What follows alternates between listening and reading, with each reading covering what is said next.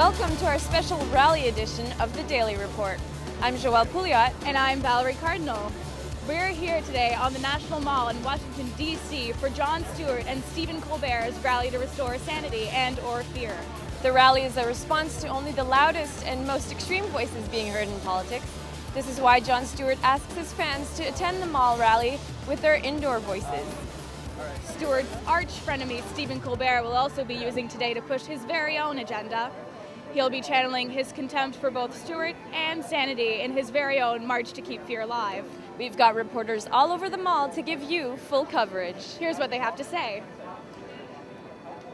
I'm here in Montreal covering the Sanity Satellite Rally for dozens of Stewart and Colbert fans who were not able to make it to the event in Washington. I was down at the Huffington Post buses this morning. More about that later.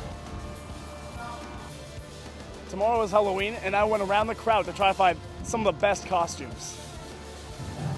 Well, girls, Stewart and Colbert's initial idea wasn't to make a political rally, but it seems like the people around me have taken it upon themselves to make it one. So I found out what the potential political effects of this event might be. I'll have more for you later. Hi, I'm keeping my eyes on the ground and finding out just how green this rally really is. I'm here with the media trucks at the corner of 7th and Jefferson. Yesterday, I spoke with the chair of the National Coalition to Save Our Mall, and I'll have that for you later. But first, we went out into the crowd to ask a few questions.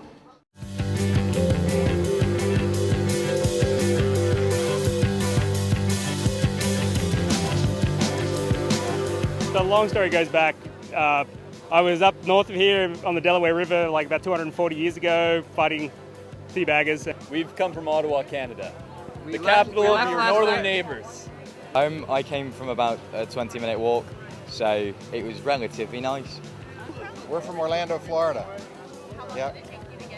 We left this morning at about 6:30. We flew. I came from Yukon, so we drove to New Haven, took a train from New Haven to New York, and then took the Huffington Post bus here. We drove up from New York, actually. I go to school here, but I was in New York for the past week or so came back for the rally. I'm from Poconos, Pennsylvania, but I live here in Southwest DC on a houseboat, about 7 blocks down. I came from Philadelphia, Pennsylvania this morning. I took the Amtrak train down. I'm going to the Amtrak train right now. Michigan. Chicago. Cheney came from the depths of hell. Wow, it's incredible how far people have traveled to get here today. I know, and the mall is really filling up considering it's only the beginning. But not everyone who wanted to attend was able to make it. People all over the world are tuning into the live broadcast. And now joining us from Montreal is the Daily Report's Mo Mera with a satellite rally in the city. At the Sham Bar on Saint Laurent Street in Montreal, that is where Mark Salzer organized an equivalent satellite event to commemorate the Stewart Colbert rallies in Washington. We started out as a core group of Democrats abroad in Montreal, and we're hosting this event, but anybody is welcome who wants to come and enjoy themselves and, enjoy Stewart's comedy.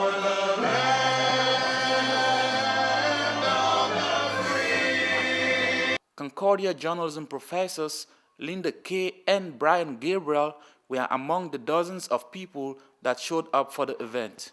Hopefully this whole thing that Stewart and Colbert are doing is just going to pop that bubble and say, look, I think we're just been acting crazy and we have to stop. Armina Jacobs watches The Daily Show regularly and thinks it's about time to reinstate common sense in the national debate. I think it's become insane that people have opinions, that people have television shows and radio talk shows and express their opinions.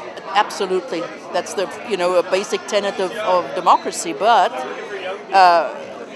it has to be based on fact, and so much of it is just pure fabricated stories or lies or exaggerations or misquotes or quoting out of context that I find that very scary. It was not until this moment when Colbert reenacted the rescue of the Chilean miners that everyone in the crowd got fired up.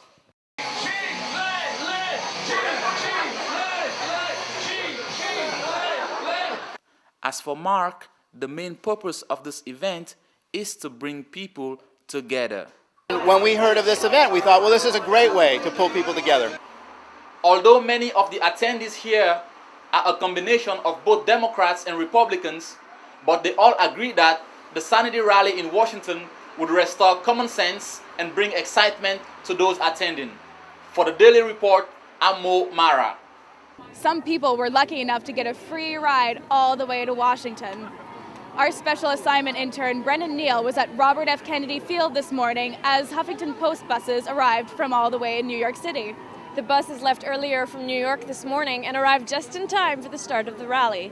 Here's what Brennan had to say. Hey, it's Brennan the intern checking in, and I'm here at RFK Memorial Stadium where, for the past 30 minutes, the Huffington Post buses have been rolling in one by one. Late in September, Arianna Huffington announced that she'd be bringing as many people as possible from their New York offices here to Washington, D.C. just for the rally. So far, I've heard that there are about 200 buses rolling in, so let's go talk to a few people, see how the ride was, and what they have to say about the rally itself. See you soon. So, how's the trip coming here? It was great. It was actually organized by somebody who we know from our local Democratic committee. She sent out emails to a bunch of people she knows who've been politically active in the area, and whoever wanted to go signed up. And what do your signs say? This one says it's hip to be fair and reasonably sane, and actually I'm going to make one on the other side that says welcome to Absurdistan, population 535. And Marilyn has I want my country forward, and she's got a couple other really, really great ones in there. You want to show them the other ones? Gosh, you got time for all of them? Oh, show them this one. This one's fabulous. This one says, I've been against the deficit since they gave away our surplus and invaded the wrong country in an unfunded war, which we also love. If men were angels, we would not need government. James Madison. Where's my communism? Right here. I dropped it. And this one has to do with all the wrong use of political terminology. Communism, socialism, Marxism, fascism, and Nazism. Get real. Look it up, people. Yeah. All right. Thank you very much. It's our pleasure. So, the Huffington Post crowd is now headed towards the metro. And that's it from me. Thanks again, Brennan the intern. Stephen Colbert has encouraged his fans to show up to the rally dressed up as the thing they fear most. The crowd here is filled with everything from politicians to zombies, and it's really like Halloween came early. Our reporter, Arndel LeBlanc, is walking around the crowd right now trying to spot out the best of the best. Well, guys, I've gone across the whole crowd to try to find some of the best costumes that were here today. And so far, Lieutenant TYK here is one of my favorites. But I'll give you a look at the rest that I found. All right, to see who interviews first, rock, paper, scissors. Okay, rock, 2, 3. Oh, sorry. Oh, sorry, again, ready? Okay. On three. 1, 2, 3, shoot.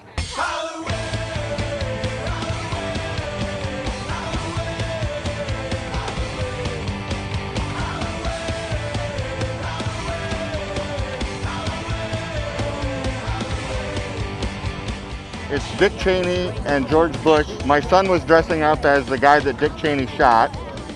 Accidentally, I hear. But the whole concept of the scariest costume we could do as far as the rally for fear, scariest costume we could come up with.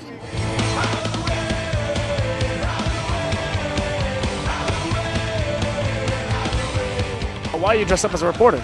I'm dressed up as a reporter from the liberal media news network company because the biggest thing that scares me is the liberal media news. We're the Tea Party, and we got a couple of cups, cup 1 and cup 2. We got a teapot, and we have some tea bags, because you can't have a tea party without the tea bags. I mean, I guess we could get philosophical about the inner sins of man and these sort of things, but it's just kind of fun to wear a painting and make people laugh. Question for you is, what is the biggest thing that you fear the most? I guess fear itself. Most of the proceeds for this rally will be going towards revamping the National Mall. Camilla Hinkson sat down with the chair of the National Coalition to Save Our Mall to find out more. So what kind of work does the National Coalition to Save Our Mall do? We realized that we needed to create some entity that could speak for the public about what the American people at large would like to see there. And essentially we try to educate the public, educate the media, educate Congress, and push for long-range planning so that the mall can continue to function in the way it has. What is the condition of the mall now? The majority of the attention goes to the physical condition of the mall, which is run down and needs a lot of work. But the National Coalition to Save Our Mall focuses on the long-term symbolic condition of the mall. And by that we mean how the National Mall functions as a place that symbolizes American democracy and our ongoing history and heritage.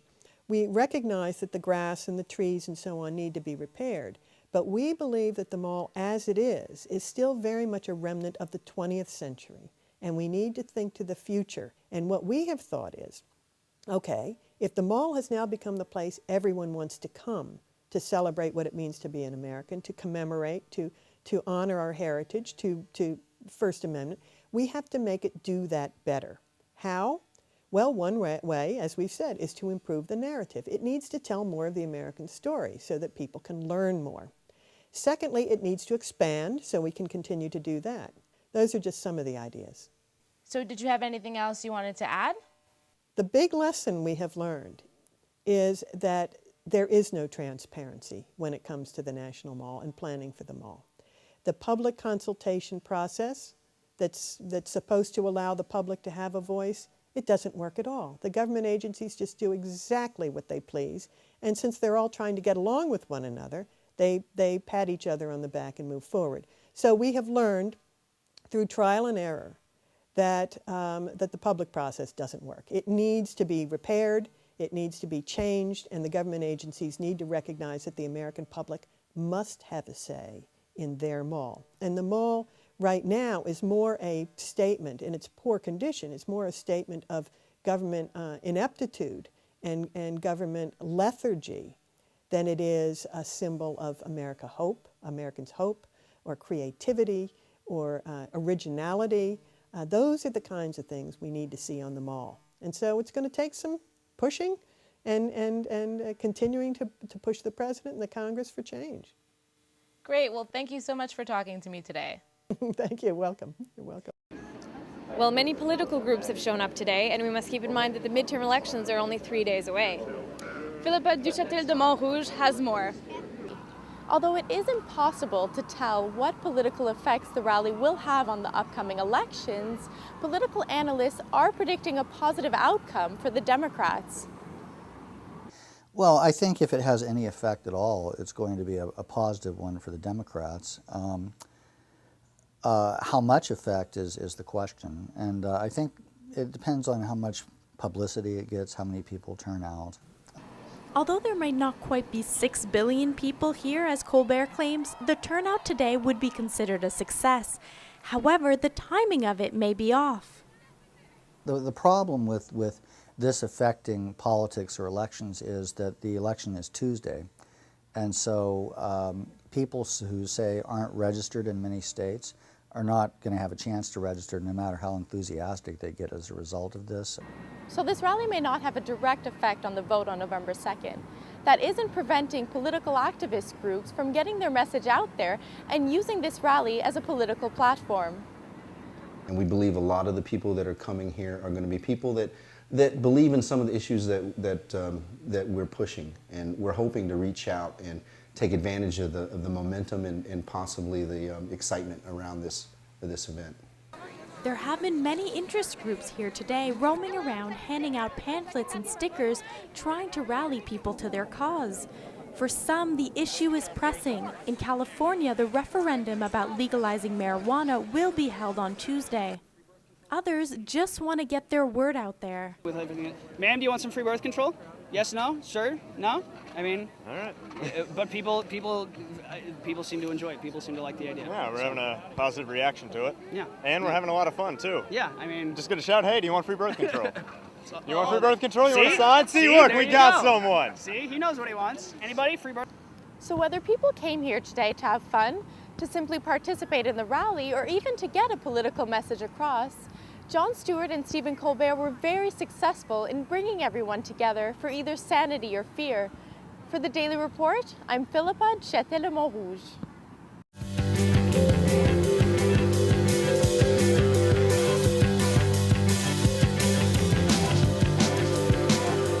I'm a Canadian, and my Canadian heart loves the United States, and I I don't want to see the United States get taken over by crazy people. Well, we think the process of government should have a little bit better sense of humor. You know, take itself a little less seriously. To oppose the Tea Party. What do you have against the Tea Party? Mainly because we want pot legalized. We just want people to vote, and we want people to be together. I thought it'd be fun, you know, it'd be a good time. I like Jon Stewart, I like Stephen Colbert. They're funny, and I like their message. If there's a party in our backyard, we are certainly going to be there. People could talk and people could bitch at bars and do these sort of things, but you know, when it comes to actually showing up and making a little bit of an extra voice, it's important to show up. Except to getting together to actually, instead of listening to the left and the right and all the rhetoric, to actually have something sane, something in the middle where actually people are just getting along. Because, as Jon Stewart said, you got to get rid of the 15% radical on the right, 50% radical on the left, and stay in the center. It seems like a nice change of pace to have people storming the mall who are actually about, you know, things I agree with. I went to the Glen Beck rally as well, and I want to see the contrast between the two. This seems a lot more friendly. And if Brown bears and red bears can get along, then all of us can too. Well, with over 200,000 people expected today, we could also expect a lot of trash. Yota Arhandu investigated the cleaning efforts on the mall. As the sun rose over Washington this morning, organizers were already hard at work and haven't stopped since. The Green Team is also here to help. This nonprofit group of volunteers set up recycling and compost bins every 40 feet. They want to make it the cleanest rally ever. To send about 15% to landfill or as waste. Everything else can be composted or recycled. In the end, there's only some leftover trash here and a few overflowing garbage cans there. Recycling and compost bins help, but people are doing something about it too. Many brought their own bags in the effort to tidy up the mall. Is clean it up so that people don't think, oh, these are a bunch of hoodlums there. I do think it's disrespectful to leave trash anywhere, but really, on the nation's mall, it appalls me. So I figured we brought about 15 bags and we'll do what we can on our way out. They did. Great. We came with 70 trash bags and have none left. So a lot of people have taken them, and for all I know, they're out picking up trash too. Americans aren't just stopping at sanity. They want to restore cleanliness in the environment too. For the Daily Report, I'm Yota Arhandu. Garbage! Drop off the garbage! So the rally's drawing to a close now, and it's been a crazy day of costumes and crowds and comedy and music, all in the name of sanity and fear. And so from all of us from the Daily Report, I'm Joelle Pouliot. And I'm Valerie Cardinal. And remember, stay sane, Montreal.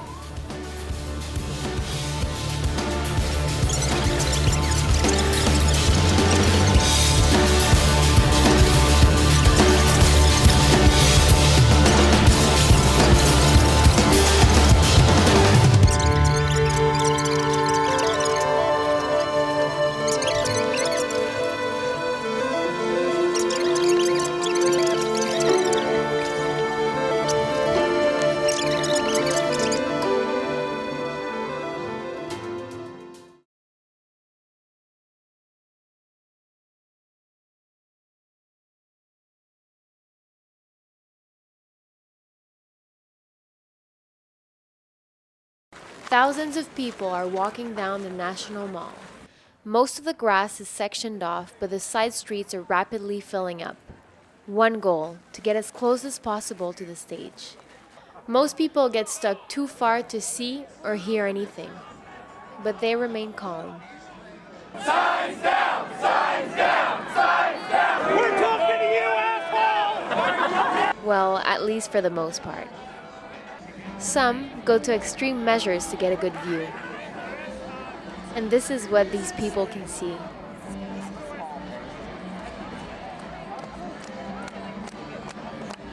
Once the police come in on their high horses, people rush to get off.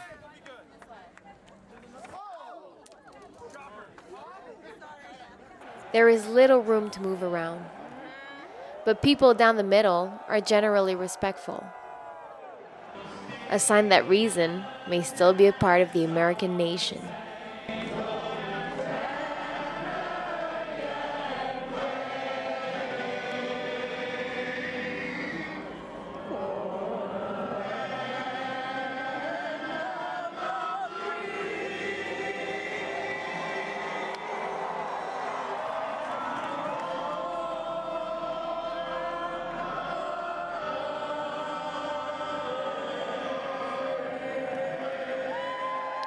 For the Daily Report, I'm Orphila Dussard.